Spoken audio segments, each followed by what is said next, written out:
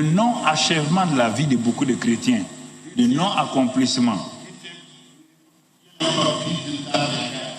Le non-accomplissement de leur mariage, le non-accomplissement au niveau professionnel, le non-accomplissement de leurs affaires ne vient pas de Satan. Non, mon frère. Ça vient de quoi? C'est que tu n'as jamais repris possession de tes positions, de reprendre tes possessions. Ça se fait comment? Tu dois découvrir comment ça se fait.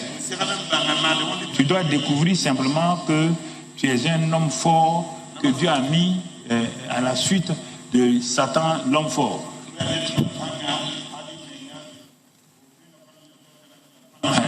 C'est ça que Dieu a dit dans Matthieu 3, là, Marc 3, là. Il dit que si un homme fort a pris, il a amené ses biens dans une maison, il dit si un autre homme fort, le plus fort qui vient, il va lier, puisqu'on doit dire de lier, il va lier et puis reprendre ses biens et puis partir. Tu as eu l'autorité, tu as eu les clés. Dieu te dit, va, dis à Satan, doter sa main. Quand tu ne dis pas ça, tu dis à Dieu, il n'a qu'à faire ça. Ou bien tu pars chercher un homme de Dieu. Mais non, ici, nous ne sommes pas dans l'Ancien Testament. Nous sommes dans le Nouveau Testament.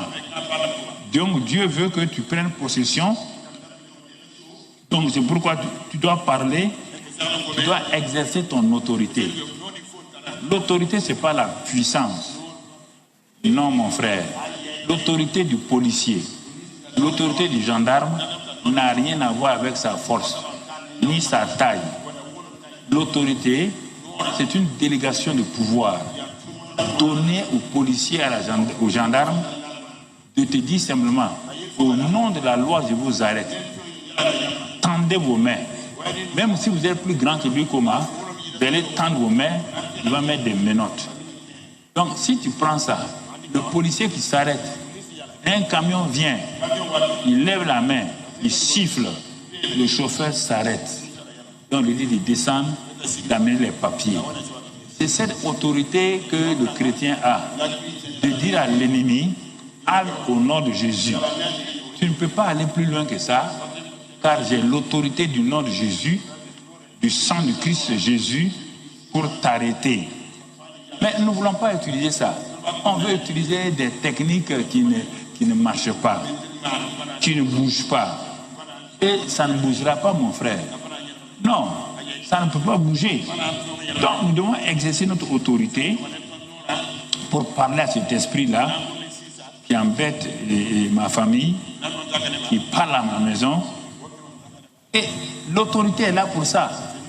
Ah, mon enfant ne dort pas. Chaque nuit, il crie. Mais va t'arrêter, maman. Au-dessus de l'enfant, ordonne à Satan, au démon, quelle sorte de démon? Il y a une famille qui a déménagé dans une maison. Or, il y avait eu beaucoup de morts dans cette chambre où ils ont mis les enfants. Les voisins savaient qu'il y a eu des gens qui sont morts dans cette chambre-là. Il y avait le sang sur les murs. Le propriétaire n'a fait que peindre. La peinture n'enlève pas l'effet du sang. Parce qu'il n'est pas chrétien, il n'a pas prié. Quand les chrétiens ont déménagé, chaque nuit à telle heure, où les gens qui sont morts là, donc l'heure arrivait, les enfants criaient dans la chambre. Les parents nous disaient, il y a une voisine qui a dit non, cette chambre-là, c'est une chambre qui est maudite. Parce que les voisins sont morts ici. Quand ils ont su ça, ils disaient, ils ne savaient pas.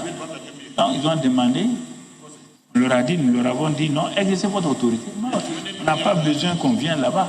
Exerce ton autorité. Parlez. Dis à l'esprit de mort, l'esprit de crime qui a prévalu ici, là, je vous ordonne au nom de Christ Jésus de ne plus venir. Parce que je répands maintenant un autre sang qui est plus puissant que le sang des innocents qui est mort. Je mets le sang de Jésus sur les murs, sur le lit, les oreillers, sur le sol. Et je vous interdis d'avoir accès à cette chambre-là. Depuis ce jour-là, Les enfants n'ont plus crié. Il y a plein de gens que j'ai réussi ici. Des gens qui avaient vendu leur... Moi, je le dis comme ça, qui avaient vendu... Ils sont dans les clubs ésotériques, ils ont vendu leurs enfants. Et les enfants étaient troublés. Ils sont venus, les parents, ils ne sont pas chrétiens, ils sont venus ici. L'enfant était... La fille était fatiguée. J'ai dit aux parents, vous voyez là, vous voulez être quelqu'un et vous vendez votre fille. Regardez votre fille. Quand tu veux devenir quoi et tu vends ta fille, tu veux gagner quoi? Donc, quand j'ai prié, la fille a été délivrée. J'ai dit au père, la maman pleurait. Elle dit, les hommes là, quand on leur parle, non, il veut devenir ça, on dit de faire comme ça. Moi, je dis, tu ne peux pas donner ta fille. Plein comme ça. Plein de gens, j'ai vu comme ça. Je suis allé dans un pays voisin. Mon frère, on m'a mis dans la famille du chef du pays. Toi. On m'a amené tous les enfants avec les différentes mamans là. Et les gens souffrent. Hein. On dit qu'il est ceci, il est cela. Il n'y a rien. J'ai commencé à prendre les enfants là. On a fait venir certains de Paris, d'autres de temps en temps. Je suis resté là-bas. Commencé à prier pour eux. Moi, j'ai dit, Seigneur, il faut m'aider.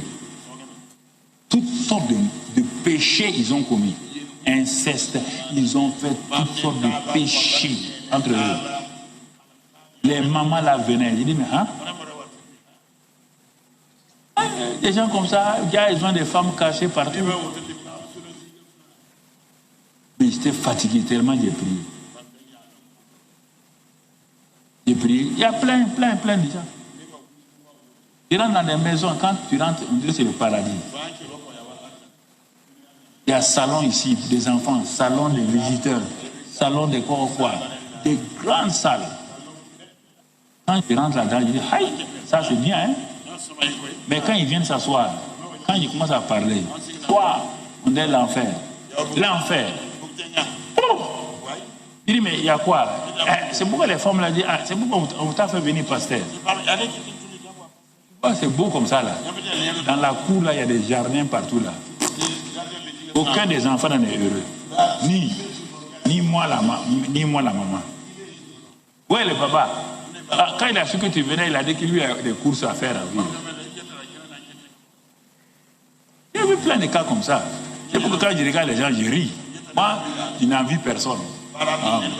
Sur la terre, je n'envie personne. Ils ont des problèmes partout. Ils ne sont pas heureux.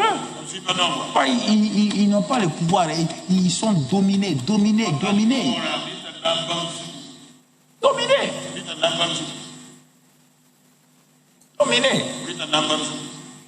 Il y a une femme qui était là où ils sont aujourd'hui, là, il y a un peu longtemps.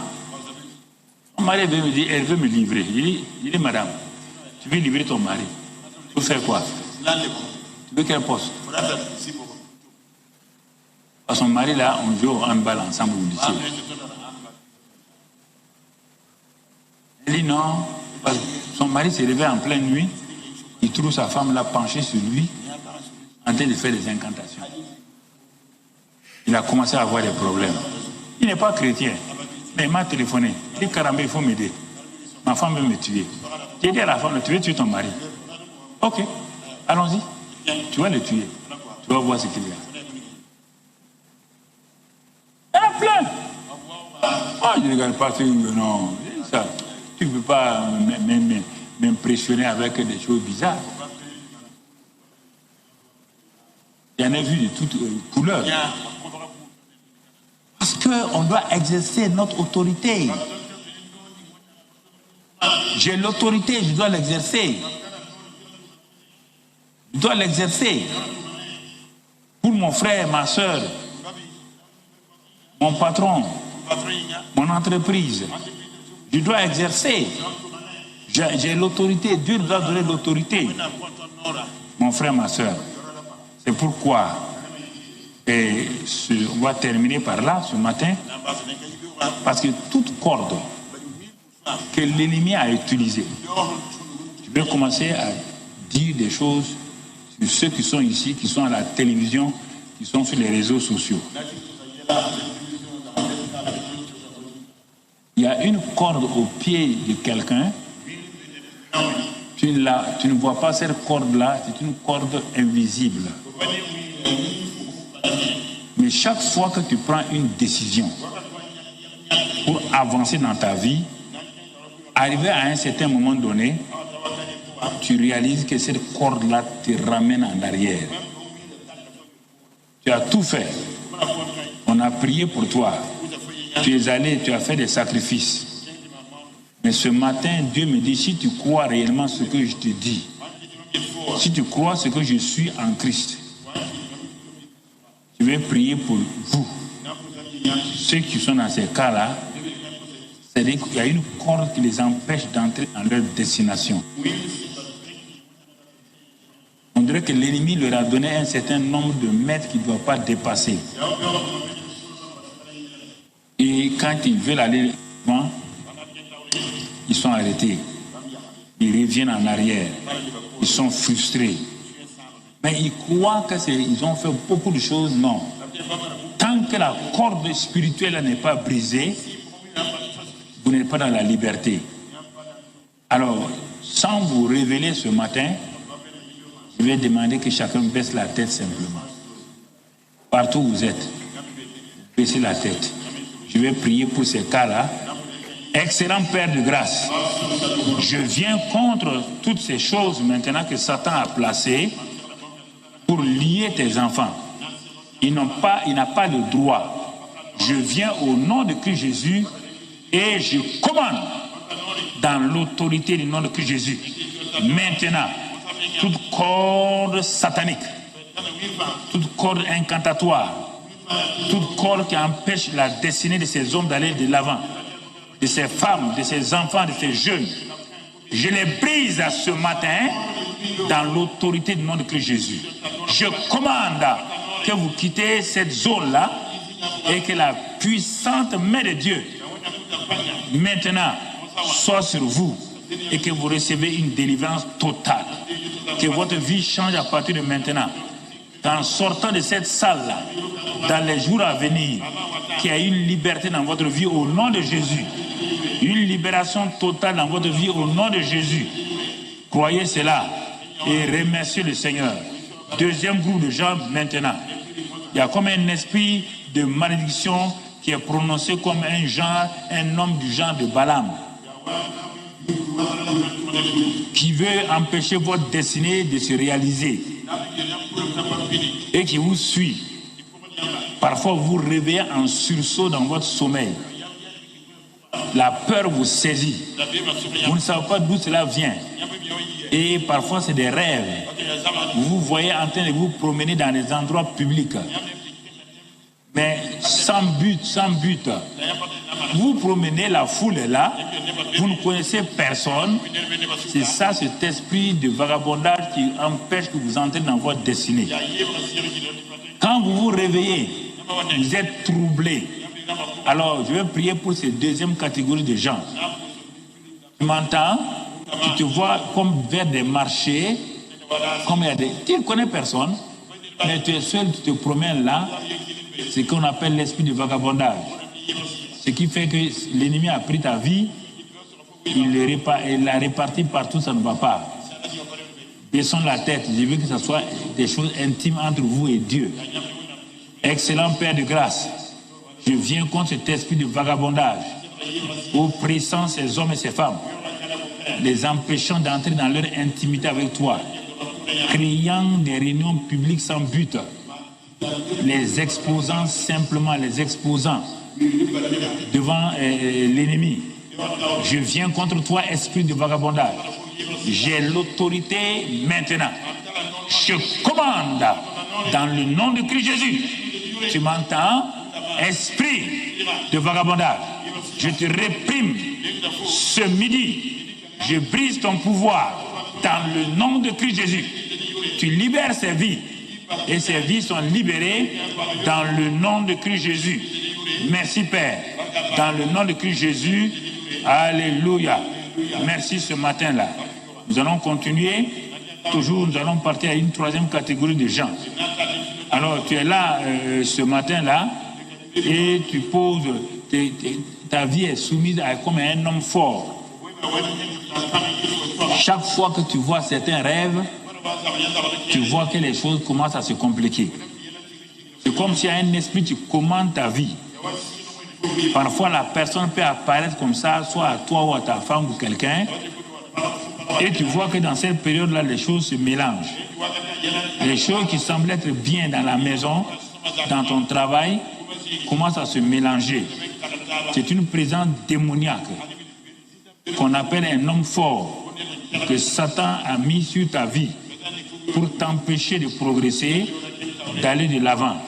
Mais on dit que si on trouve un autre homme fort, il va lier cet homme fort-là, va lui dire d'ôter sa main sur les biens. Dieu m'a établi comme cet homme fort-là dans le nom de Christ Jésus. Et j'ai la victoire sur cet homme fort par le sang de Jésus. Écoute-moi, crois. Excellent Père de grâce, je viens contre cet homme fort qui agit dans les maisons, ayant volé les affaires, les biens des gens, aller cacher dans sa maison. Mais maintenant, je viens vers lui dans l'autorité du nom de Christ Jésus. Je mets devant lui le sang précieux de Christ.